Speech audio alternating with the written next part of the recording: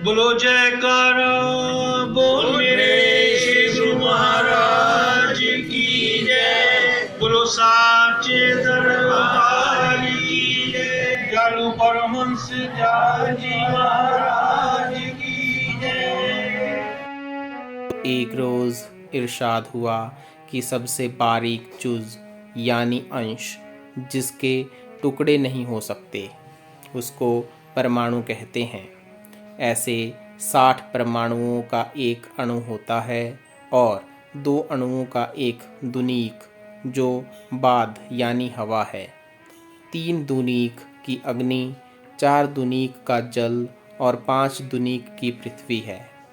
3 दुनीक बराबर त्रिसृण के हैं और यह दुगुना हो तो ज़मीन वगैरह दिखलाई देने वाली चीज़ें बनती हैं।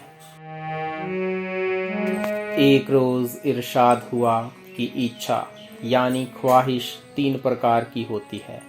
अव्वल यानी एक, किसी चीज़ के मिल जाने की और उसके पाने की इच्छा निमित्त उद्यम करने की।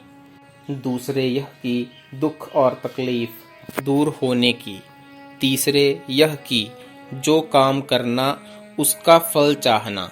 अब मर्जी के मुताबिक यानी अनुसार फल न मिला तब उसके लिए चिंता और फिक्र रहता है। और वासना 4 तरह की होती है।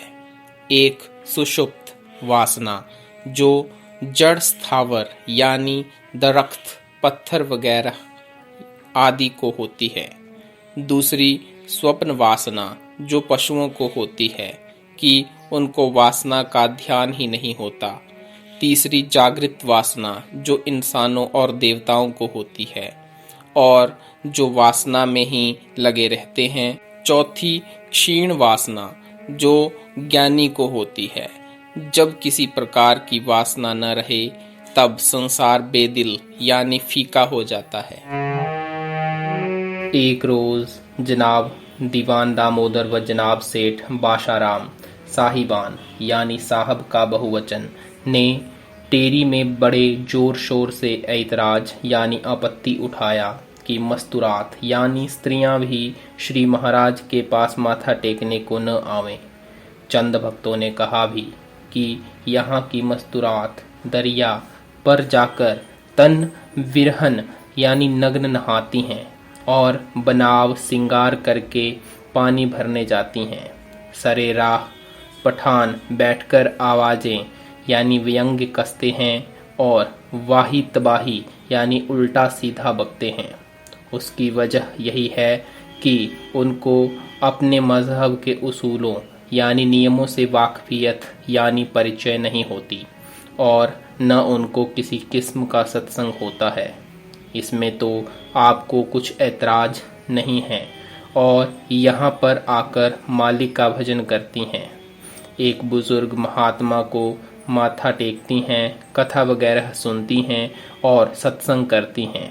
इसमें ऐसा क्या नुकसान यानी हानि और हर्ज समझा है, मगर उनकी समझ में एक भी बात न आई और वे इस बात के खिलाफ ही रहे। मस्तूरात को रोकना चाहा तो तमाम कस्बा की बाकी मस्तूरात और आदमियों ने उनके खिलाफ एका कर लिया। उनको बुरा भला कहना शुरू किया और कहने लगे कि हम तुम्हारे जिम्मेदार नहीं। अगर रोकना है तो अपनी माँ, बहन और औरत को रोको, हम तुम्हारे कहने से नहीं रुकते। उन्होंने माँ और बहन को रोकना चाहा मगर उन्होंने भी उनकी बात नहीं सुनी। अलबत्ता अपनी औरतों को दोनों असहाब यानी महाशयों ने आने से बंद कर दिया। कजारज यानी दुर्भाग्यवश उन्हीं अय्याम यानी दिनों में सेठ बाशाराम के घर में लड़का पैदा हुआ और फौरन यानी तुरंत मर गया। दीवान साहब के घर में मरी हुई लड़की पैदा हुई। अब तो चारों तरफ से शोर मच गया कि उन्होंने श्री महाराज की मुखालिफत यानी विरोध की थी और मस्तूरात को सत्संग में जाने से रोका था। उसकी सजा उनको मिली। दीवान साहब को एक और वाक़या यानी घटना भी ऐसा पेश आया कि जिसकी वजह से तमाम आदमियों को कहने के लिए गुंजाइश हो गई कि सत्संग से इनहराफ यानी अवहेलना करने का यह फल होता है। बेचारे बड़े लाचार हुए और दोनों असहाय अपने कबाइल यानी परिवारों को हमराह यानी साथ लेकर और प्रसाद वगैरह लेकर मुआफ़ी मांगने आए और फिर इस किस्म के ख्यालात यानी विचार जाहिर नहीं किए। बोल जयकारा बोल मेरे श्री गुरु महाराज की जय।